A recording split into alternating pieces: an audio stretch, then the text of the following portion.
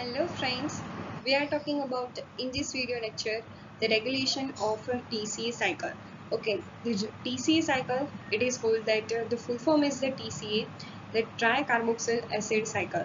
Okay, here in this video lecture we are talking about that various types of regulators and various types of steps. Okay, how can we stop and how can we switch off the TCA cycle.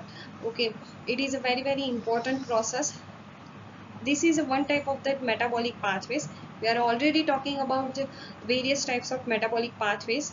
First of all हमने discuss किया था EMP यानी कि glycolysis. Okay, उसके बाद जो था हमारा TCA ऑलवेज. ओके, उसके बाद ETS डिस्कस किया था हमने. ओके, उसके बाद जो ग्लूकोज के रिलेटेड जो भी हमने मेटाबॉलिक प्रोसेस देखी थी जिसमें आता है first of all the glycogenesis. Okay, glycogen क्या है बताओ. Glycogen is one type of that animal starch. Okay, याद आया, एनिमल स्टार्च इसे हम कहते हैं. स्टोरेज है एनिमल्स में. The glycogen is a one type of the polymer. उसमें से क्या होता है तो ग्लाइकोजिनेसिस और ग्लाइकोजिनोलाइसिस के थ्रू जो है एटीपी जनरेट होती है और साथ ही साथ ग्लूकोज की कॉन्सेंट्रेशन जो है वो मेंटेन रहती है हमारे बॉडी में. तो वो भी हमने डिस्कस किया था. साथ ही साथ हमने पेंटोस फॉस्फेट पाथवे PPP जिसे HMP पाथवे भी कहा जाता है. ओके, उसकी भी डिस्कशन की थी. उसके बाद HMP के बाद आता है gluconeogenesis process. Okay, gluconeogenesis process के बारे में भी हमने डिस्कस किया था. और यूरिया साइकिल आपको पता ही है जिसे कहा जाता है ऑर्निथीन साइकिल, उसके बारे में भी हमने डिस्कस किया था. ओके, लेकिन in this video lecture we are not talking about that this types of metabolic pathways. We are already talking about that only talking about that TCA cycle, but regulation of a TCA cycle कैसे हम उसका regulation कर पाते हैं. Okay, तो इसकी हम चर्चा करेंगे इस वीडियो के थ्रू. फर्स्ट ऑफ ऑल, अगर आपने मेरी चैनल को लाइक नहीं किया है, इसे सब्सक्राइब नहीं किया है, तो फर्स्ट ऑफ ऑल इस वीडियो को फर्स्ट ऑफ ऑल लाइक कीजिए. आगे चलकर आपको रेड बटन दिखेगा, वहाँ पर आप सब्सक्राइब लिखा है, वहाँ पर आप जाकर उसे सब्सक्राइब कीजिए और प्लेलिस्ट में जाकर इस सभी वीडियो को आप चेकआउट कर सकते हैं. जिसे भी पसंद आए जो वीडियो वो आप देख सकते हैं. Okay, in this video lecture we are talking about that regulation of TCA cycle. Okay,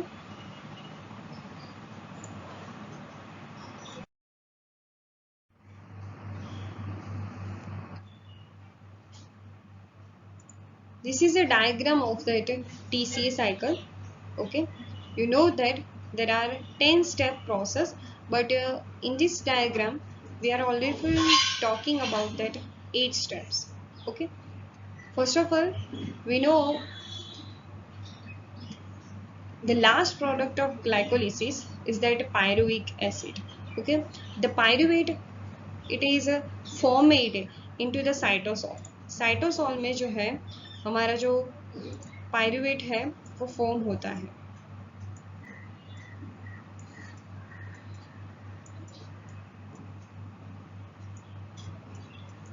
और साइटोसोल में से ट्रांसलोकेट होकर वो माइटोकॉन्ड्रियल मैट्रिक्स में आता है, यानी कि माइटोकॉन्ड्रिया में वो आता है, जिससे उसकी आगे की जो एरोबिक रेस्पिरेशन है, एरोबिक रेस्पिरेशन के थ्रू जो एटीपी जनरेट होने वाली है वो कहाँ पर होती है, थ्रू एटीपी से, थ्रू TCA साइकिल्स के through. Okay,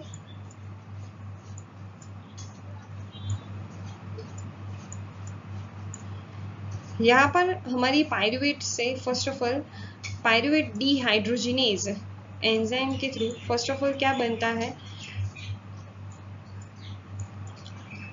2 carbon compound, it is called that acetyl-CoA.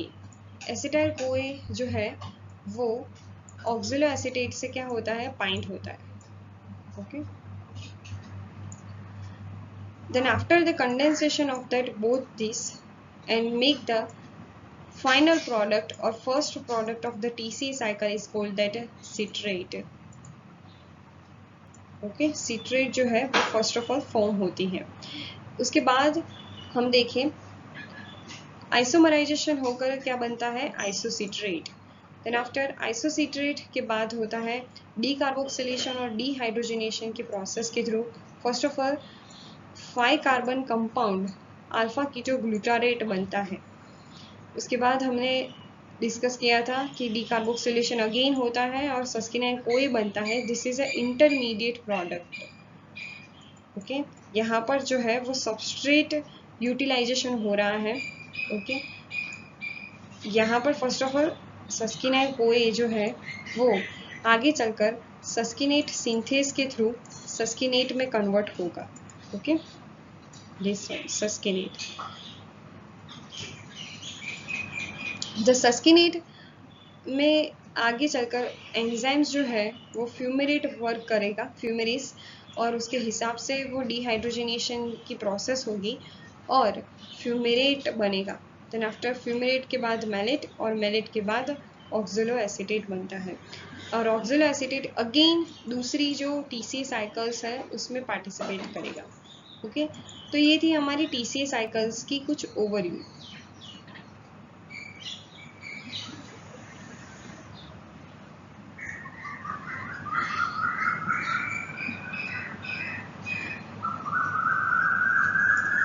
अब हम चलते हैं उसके मेन टॉपिक पर, यानी कि उसकी रेगुलेशन कैसे होती है. The regulation of a TCA और citric acid cycle. First of all the regulation of pyruvate dehydrogenase complex by reversible phosphorylation. Okay, तो यहाँ पर पायरुवेट डीहाइड्रोजिनेस जो है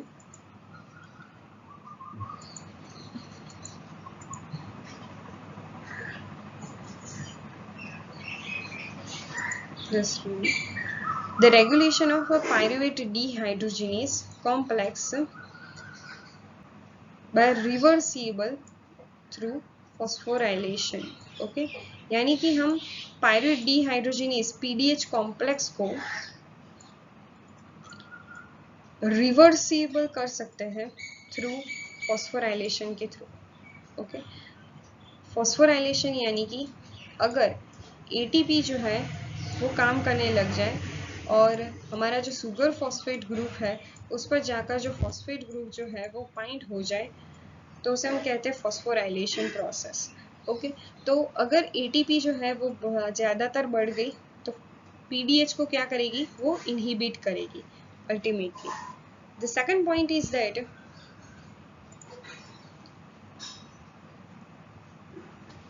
the irreversible step in animals is the formation of acetyl-CoA back into glucose.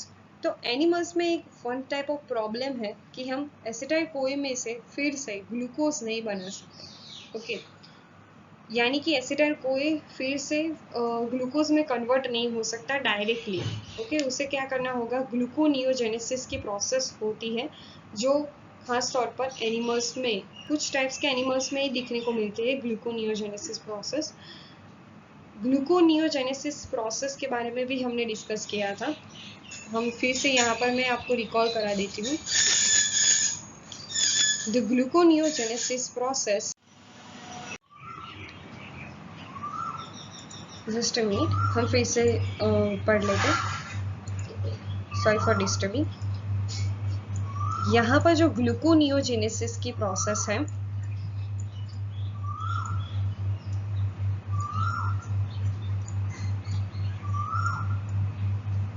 जिसमें क्या होता है, जो ग्लूकोज का जो फॉर्मेशन है वो अदर देन कार्बोहाइड्रेट में से होगा. ओके, यानी कि ग्लूकोज जो है वो आमतौर पर स्टार्च में से या फिर ग्लाइकोजन में से बनना चाहिए, लेकिन लिपिड्स या फिर फैटी एसिड्स या फिर अमीनो एसिड्स में से भी ग्लूकोज का फॉर्मेशन होता है, जिसे कहा जाता है ग्लूकोनियोजेनेसिस प्रोसेस। ओके, तो ग्लूकोनियोजेनेसिस प्रोसेस जो है वो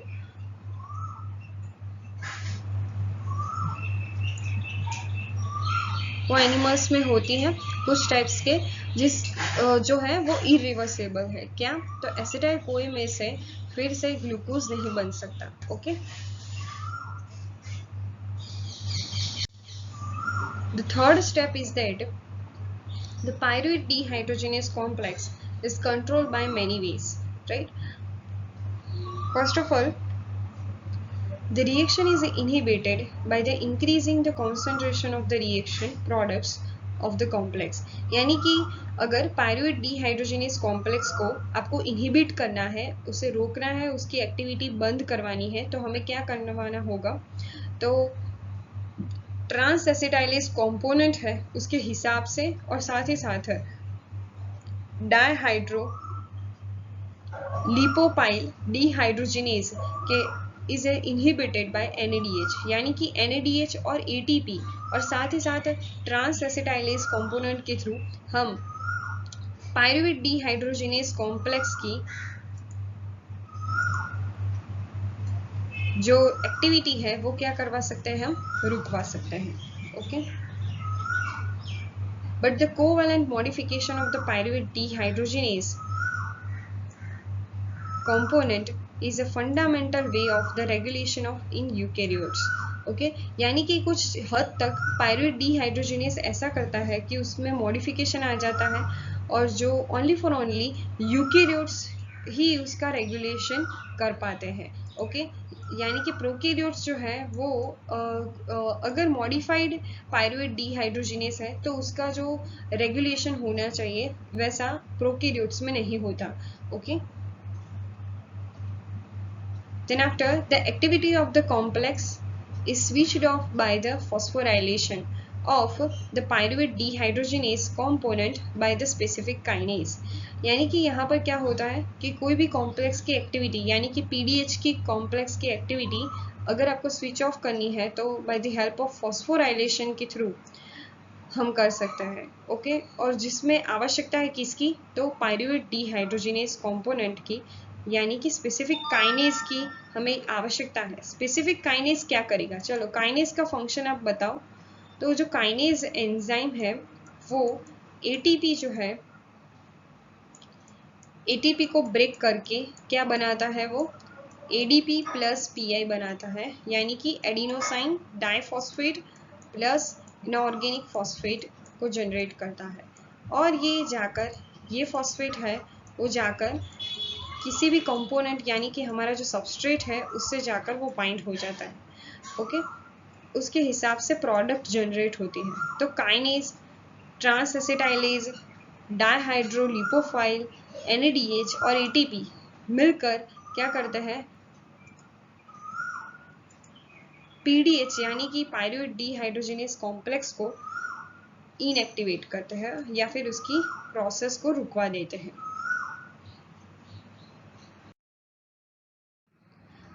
अब हम पढ़ते हैं स्टॉपिंग प्रोसेस और एक्टिवेटिंग प्रोसेस, यानी कि TCA साइकिल को रेगुलेट करने की, उसे स्टॉप करने की और उसे एक्टिवेट करने की क्या क्या प्रोसेस होती है। ओके, तो आप सिंपली ये याद रखिए कि अगर जब एनर्जी चार्ज हाई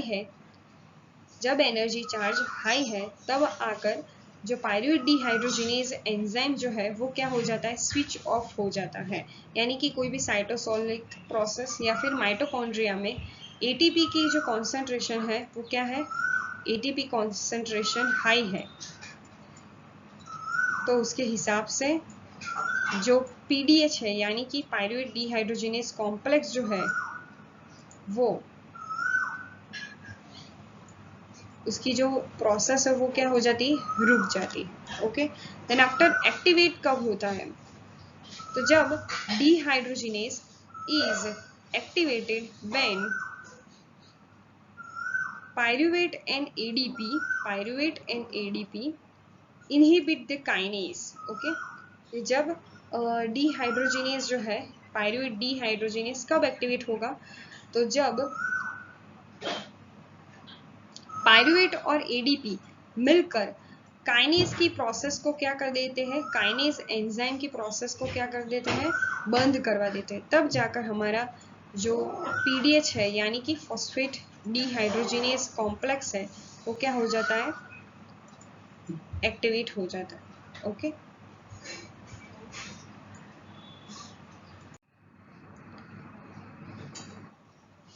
हमने आगे भी डिस्कस किया था कि टीसीए साइकिल को हम बहुत अलग अलग तरीके से उसे रेगुलेट कर सकते हैं। तो हमने देखा कि एटीपी की कॉन्सेंट्रेशन जब बढ़ जाती है तब भी जो टीसीए साइकिल है वो क्या हो जाती है, बंद हो जाती है। ओके, अल्टीमेटली यहाँ पर मैं आपको ये समझाना चाहती हूँ कि हम टीसीए साइकिल क्यों करते हैं या फिर हमारे लिए क्यों ज़रूरी है। तो टीसीए साइकिल जो है वो एरोबिक प्रोसेस के थ्रू हमें 30 एटीपी जो है वो देती है, 30 एटीपी हमें देती है। ओके, ऑलरेडी हमारे शरीर में एटीपी की कॉन्सेंट्रेशन ज़्यादा है, तो हमारे जो रेगुलेटर्स हैं वो क्या करेंगे, टीसीए साइकिल पर जोर डालेंगे और उसे बंद करवा देंगे। ओके, तो उसके हिसाब से यहाँ पर हम रेगुलेटर्स भी देखने वाले हैं कि कौन कौन से रेगुलेटर्स और कौन कौन से पॉइंट्स जो है वो टीसीए साइकिल को क्या करते हैं, रेगुलेट करते हैं। The first point is that isocitrate dehydrogenase and alpha ketoglutarate dehydrogenase are the main points. Okay, तो दो टाइप के एंजाइम्स हैं, आपको पता ही है ये दोनों। isocitrate dehydrogenase, ओके, याद कीजिए कि जब आइसोसिट्रेट में से हमें ऑक्सिलोसस्किनेट बनाना था तब हमने कौन सा एंजाइम यूज किया था, तो ये वाला। Okay, isocitrate dehydrogenase. तो ये एंजाइम और साथ ही साथ अल्फा कीटोग्लूटारेट डीहाइड्रोजिनेज भी क्या करता है, तो अल्फा कीटोग्लूटारेट डीहाइड्रोजिनेज सस्किनेट बनाता है। तो ये दोनों मिलकर क्या करते हैं, टीसीए साइकिल को रेगुलेट करते हैं। ओके, कैसे रेगुलेट करेंगे, तो उसके हिसाब से ये दोनों पॉइंट को दो रेगुलेटर्स जो है वो साथ देते हैं उसका। The main regulators is that ATP. Okay, ATP की कॉन्सेंट्रेशन बढ़ गई तो टीसीए साइकिल ऑटोमेटिकली क्या हो जाएगी, स्टॉप हो जाएगी। और NADH जो है वो रिड्यूस्ड कंपाउंड है, रिड्यूस्ड कंपाउंड है। ओके, रिड्यूस यानी कि क्या होगा है, इसका ऑक्सीडेशन के थ्रू एटीपी हमने जनरेट कर दी तब जाकर ये रिड्यूस कंपाउंड बना है। तो ऑटोमेटिकली ये NADH क्या करता है कि मैं रिड्यूस हूँ तो उसके हिसाब से जो टीसीए साइकिल जो है उसे ऑक्सीडाइज कंपाउंड नहीं मिलेगा, NAD+ नहीं मिलेगा, तो उसके हिसाब से एटीपी भी जनरेट नहीं होगी और टीसीए साइकिल भी नहीं चलेगी। ओके,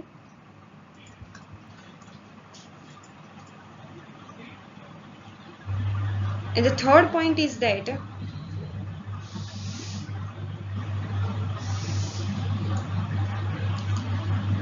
अब हम बात करते हैं बैक्टीरिया की, कि बैक्टीरिया में अगर टीसीए साइकिल जो चल रही है उसमें जो प्रोडक्शन होना चाहिए सिट्रेट का, तो the production of the citrate from the oxaloacetate and acetyl CoA, this two are carbon units and is a major control point. Okay, तो बैक्टीरिया में ये दोनों नहीं होते, कौन कौन से, आइसोसिट्रेट डीहाइड्रोजिनेज और अल्फा कीटोग्लूटारेट डीहाइड्रोजिनेज, ये दोनों नहीं होते, तो उसके हिसाब से उसका कंट्रोलिंग कौन करेगा, the control of the TCA in that prokaryotes the oxaloacetate and acetyl CoA, ये दोनों के दोनों जो कार्बन यूनिट्स है वो टीसीए साइकिल का रेगुलेशन करते हैं। हमने आगे भी कहा कि एटीपी से हमारे जो सिट्रेट सिंथेस जो भी एंजाइम्स है वो क्या होते हैं, उसकी जो एक्टिविटी है वो क्या हो जाती है, इनहिबिट हो जाती है। ओके, तो आपको ओनली फॉर ओनली ये याद रखना है कि अगर फॉस्फोराइलेशन के थ्रू एटीपी जो है, एटीपी की कॉन्सेंट्रेशन माइटोकॉन्ड्रियल मैट्रिक्स में बढ़ गई तो टीसीए साइकिल जो है उसकी जो नंबरिंग है, उसकी साइकिल की जो प्रक्रिया जिस टाइम से वो चल रही थी, जिस रिदम से वो चल रही थी, वो क्या हो जाएगी, डिक्रीज हो जाएगी। ओके, तो this is a whole information of that regulation of a TCA cycle. हमने इस वीडियो के थ्रू जाना